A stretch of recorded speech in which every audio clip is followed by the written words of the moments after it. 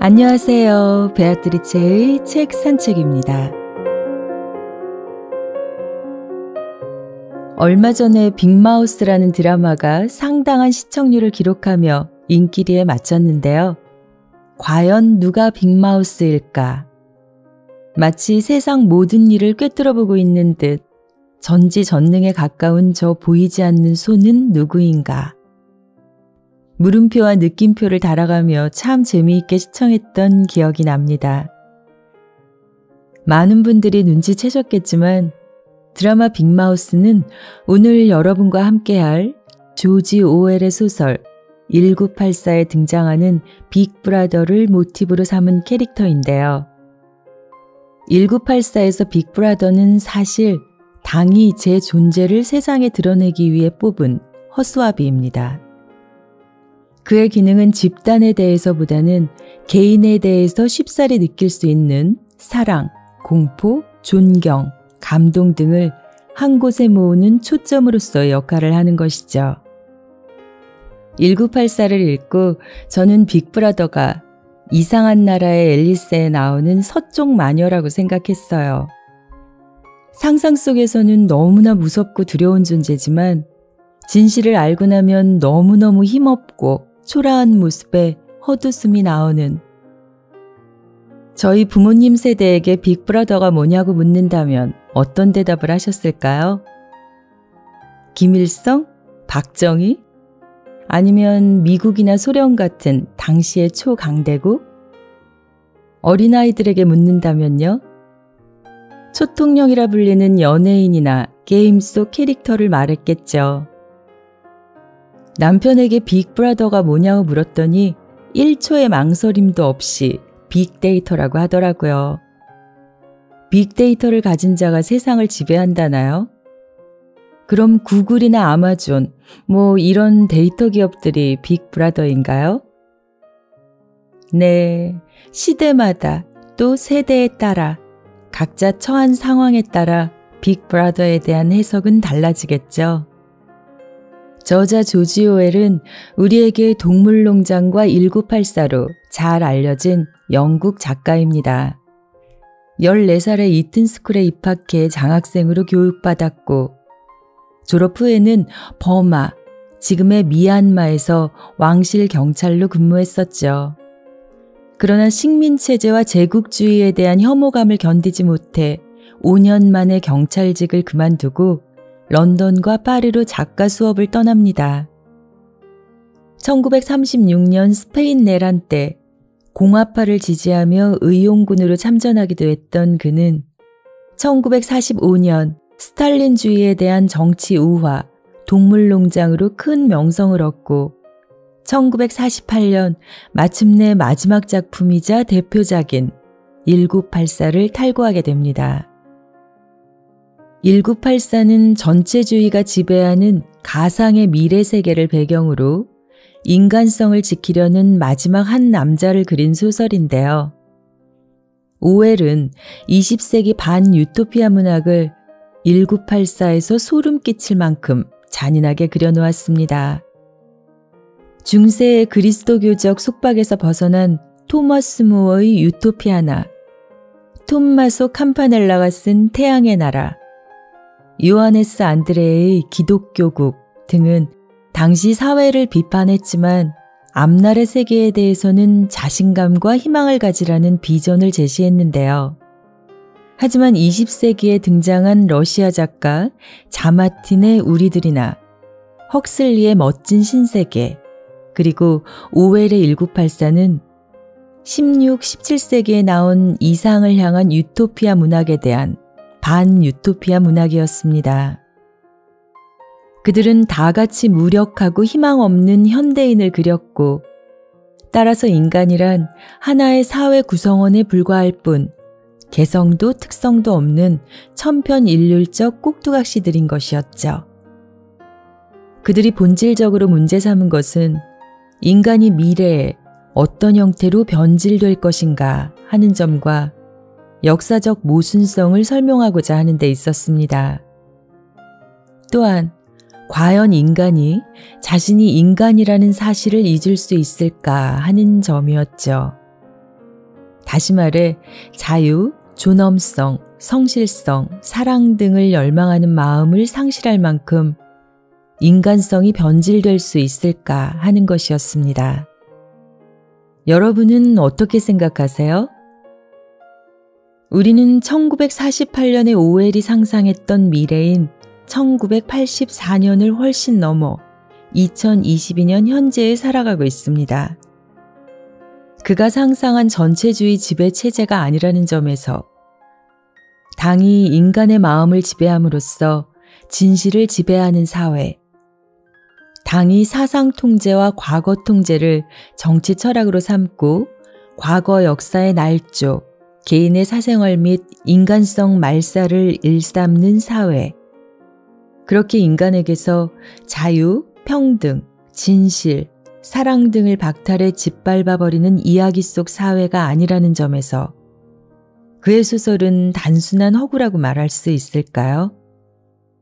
어쩌면 그가 예상한 것보다 더 교묘하고 영리한 방법으로 빅브라더는 우리의 인간성을 지배하고 진실을 통제하는 게 아닐까요?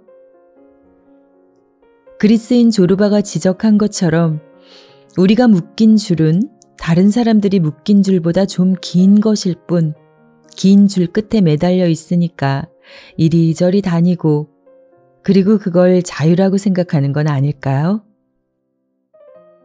출간 당시 이미 20세기 가장 중요한 작품 중 하나가 될 것이라는 언론의 찬사를 받았고 오웰리언, 빅브라더와 같은 관련 용어가 사전에 등재되고 영화와 음악 등 다양한 문화 영역에서 끊임없이 인용되는 등 그 어떤 문학작품보다 후대에 큰 영향을 미친 세기의 걸작입니다.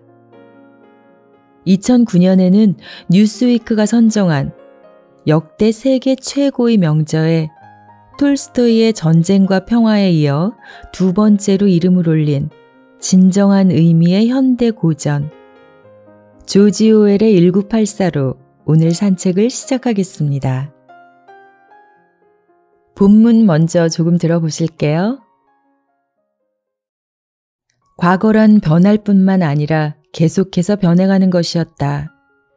악몽처럼 그를 가장 못살게 구는 사실은 이 엄청난 사기 행위가 왜 이루어지는지 절대로 명백히 이해할 수 없다는 점이었다. 과거 날조의 직접적인 이점은 분명히 알겠으나 그 궁극적인 동기는 알 수가 없었다. 그는 다시 펜을 들어 적었다. 나는 어떻게 하는가를 이해한다. 그러나 왜 하는지는 모른다. 그는 전에도 여러 번 생각했던 것처럼 자기가 미친 건 아닌지 의아해했다. 어쩌면 정신병자는 그저 소수에 불과할는지도 모른다. 옛날에는 지구가 태양 주위를 돈다고 믿는 것이 미쳤다는 증거가 되었다. 그러나 오늘에 와서는 과거는 바꿀 수 없다고 믿는 사람이 미친놈 취급을 당했다. 그는 자기 혼자 그런 신념을 가지고 있고 혼자인 까닭에 미친놈이 되는 것이다. 그렇지만 자신이 미쳤다는 생각은 그다지 고통스러운 것이 아니었다. 정말 무서운 것은 그 자신 역시 틀릴 수 있다는 사실이었다. 네, 과거는 변경될 수 있는 건가요? 내가 아침에 먹은 빵을 저녁에 와서 라면이었다고 말할 수는 없는 거잖아요. 하지만 내가 빵을 먹을 때 함께 빵을 먹었던 가족들이 우리가 먹은 건 빵이 아니라 라면이었다고 주장한다면요? 이것이 소설 1984의 세상입니다. 모든 사람들이 당이 강요하는 거짓말들을 받아들이고 또 모든 기록들이 같은 소리를 말한다면 그 거짓말은 역사가 되고 진실이 될 것입니다. 과거를 지배하는 자는 미래를 지배한다.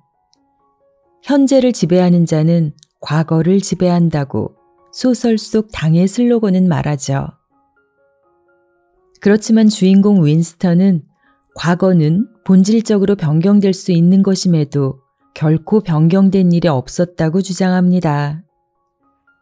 지금 진실한 것은 영원한 과거로부터 영원한 미래에까지 진실하다고, 그것은 아주 간단한 진리라고 확신하지요.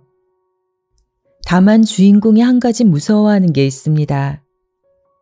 모든 사람들이 거짓이고 자신이 참이라고 확신하는 이 명제가 거짓이라면요? 장자의 호전몽에서처럼 나의 꿈속 나비의 세상이 현실이고 지금 나의 세상이 나비의 꿈속이라면요? 예루살렘의 아이히만에서 한나 아렌트는 나치 전범인 아이히만이 자기가 무슨 일을 하고 있었는지 전혀 깨닫지 못했던 자였던 점에 악의 평범성의 특징이 있다고 말합니다. 아이히만에 따르면 이상주의자란 자신의 이상을 삶을 통해 실천하는 사람, 여기서 더 나아가 자신의 이상을 위해서라면 어떤 것, 특히 어떤 사람이라도 다 희생시킬 각오가 된 사람을 의미했죠. 그가 자신을 독실한 기독교인과 동일시할 수 있었던 이상주의자라는 공통적 근거가 가진 문제는 현실을 전적으로 부정한 채 추구하는 이른바 보편적 가치의 위험성이라고 할 수 있습니다. 마치 1984의 세상 사람들처럼 말이죠. 전범 재판에서 사형 선고를 받은 아이히만은 어땠을까요? 진심으로 반성하고 참회했을까요?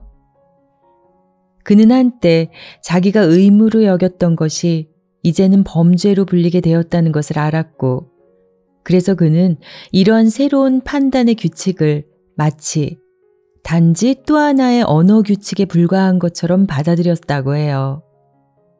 주인공 윈스턴은 우리에게 묻습니다. 우리가 아이히만이라고 지적하는 사람들에 대하여, 그들이 저지른 죄악에 대하여 혹시나 우리 모두의 안에 아이히만이 존재하고 있는 건 아닌지. 그러고 보면 우리의 비극은 의심이 아니라 의심에 대한 확신으로부터 비롯된 거였잖아요.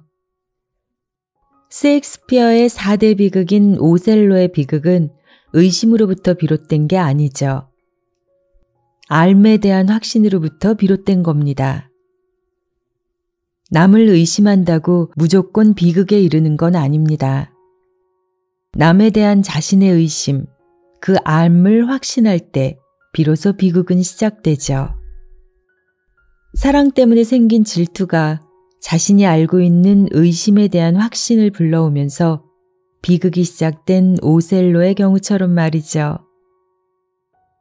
이제 주인공 윈스턴의 고민을, 그가 무엇을 무서워하는지 이해하시겠죠?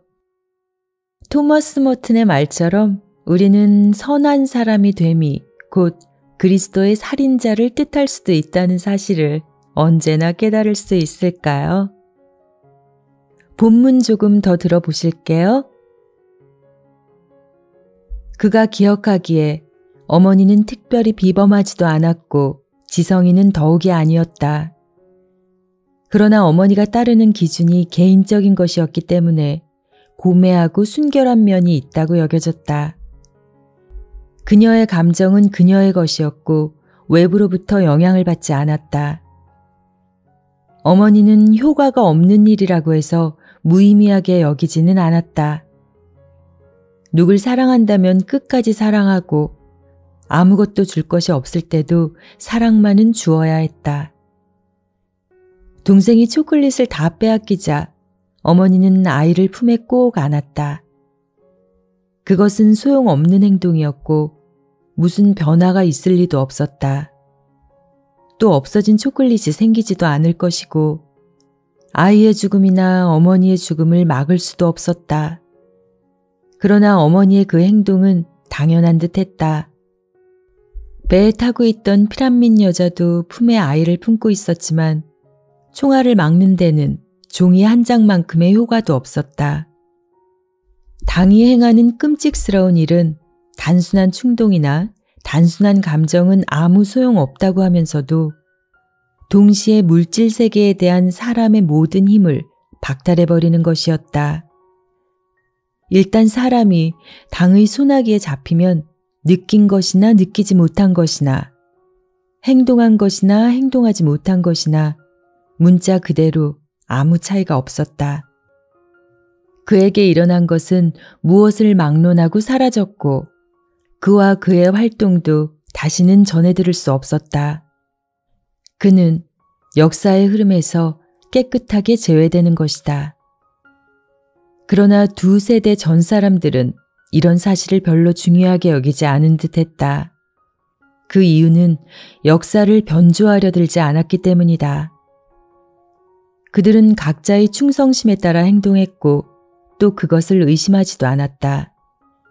문제가 되는 것은 개인 간의 인간관계였고 죽어가는 사람을 포옹하고 눈물을 쏟고 그에게 말을 하는 등의 행동은 전혀 쓸데없긴 했지만 그 자체로 의미를 지녔다. 윈스턴은 가난뱅이 노동자들이 이런 상황에 그대로 남아있다는 사실이 갑자기 떠올랐다. 그들은 당이나 나라나 이념에는 충성하지 않고 그들 피차간에 충성을 보이는 것이다. 그는 생전 처음 노동자들을 멸시하지 않았고 장차 언젠가 생명을 불어넣고 세계를 재생시킬 숨어있는 힘으로 생각하게 되었다.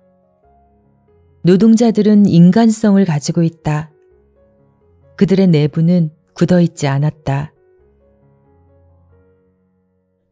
네, 소설 1984의 세상에서 피라미드의 정점에는 빅브라더가 있습니다. 당이 제 존재를 세상에 드러내기 위해 뽑은 허수아비지만 그럼에도 절대적인 존재이며 만능의 권력을 쥐고 있죠. 그 아래에는 인구의 2% 정도로 제한된 내부당원이 있습니다. 내부당원 밑으로는 외부당원이 있는데 내부당원을 국가의 두뇌라고 하면 그들은 그 두뇌의 손발 역할을 하죠.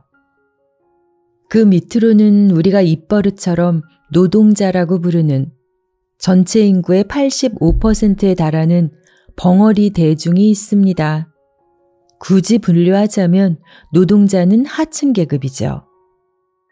빅브라더는 텔레스크린이라는 장치를 비롯한 갖가지 수단으로 당원들을 밀착 감시하지만 하층 계급인 노동자들에게는 상대적으로 느슨합니다.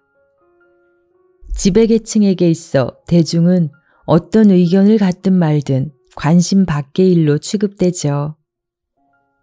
대중이란 결코 스스로 봉기할 수 없으며 단지 압박을 받는다는 이유만으로는 봉기하지 않는다는 사실을 아는 겁니다. 실제로 대중은 비교해 볼 기준이 없는 한 자신들이 압박당한다는 사실조차 알지 못하죠. 전혀 중요하지 않은 문제로 아주 사소한 이견도 용서될 수 없는 당원과는 달리 그들에게는 지식이 없기 때문에 지식을 얻을 수 있는 자유를 허가해도 괜찮다고 생각하는 겁니다. 주인공 윈스턴은 바로 이 대중들을 주목합니다. 하층 계급이라 불리는 결코 스스로 봉기할 수 없으며 그럴 용기조차도 없는 그들에게서 희망의 빛을 보게 되죠. 무엇이었을까요? 그 희망의 빛이. 네, 그들에게는 윈스턴이 의식적으로 분투하며 다시 배우려고 했던 원시적 감정이 있었습니다.